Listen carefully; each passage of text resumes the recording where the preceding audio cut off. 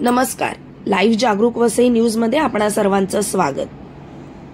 महाराष्ट्र राज्य मच्छीमार संघाच्या अध्यक्षपदासह केंद्र तथा राज्याच्या मत्स्यविषयक धोरण निश्चिती प्रक्रियेत महत्त्वपूर्ण स्थान राहिलेले ज्येष्ठ मच्छीमार नेते रामदास संधे यावेळी विधानसभा निवडणुकीच्या रिंगणात उतरण्याची दाट शक्यता आहे.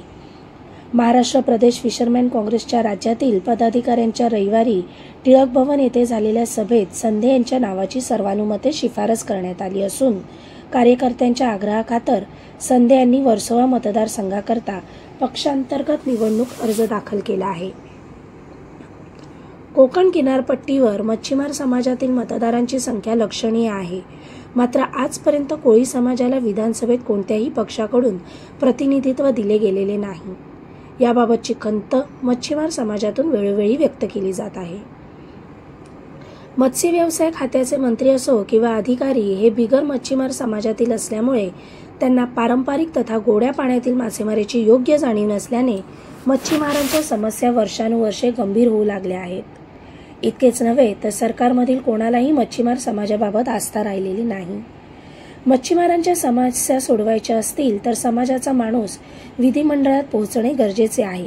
ही बाब मच्छीमार कार्यकर्त्यांच्या मुंबईतील गांधी भवन येथे झालेल्या सभेत महाराष्ट्र प्रदेश फिशरमॅन काँग्रेसचे मुख्य समन्वयक मिल्टन सौदिया यांनी निक्षून सांगितली होती.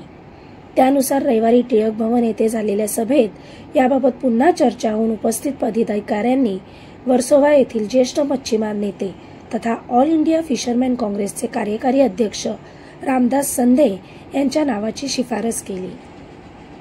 त्यानुसार यावेळच्या विधानसभा निवडणुकीत वर्सोवा मतदारसंघातून काँग्रेसकडून उमेदवारी संधे यांनी मिळावी यासाठी काँग्रेस प्रदेशाध्यक्ष नाना पटोले यांच्याकडे मच्छीमार समाजाच्या काँग्रेस कार्यकर्त्यांनी आग्रह धरला आहे.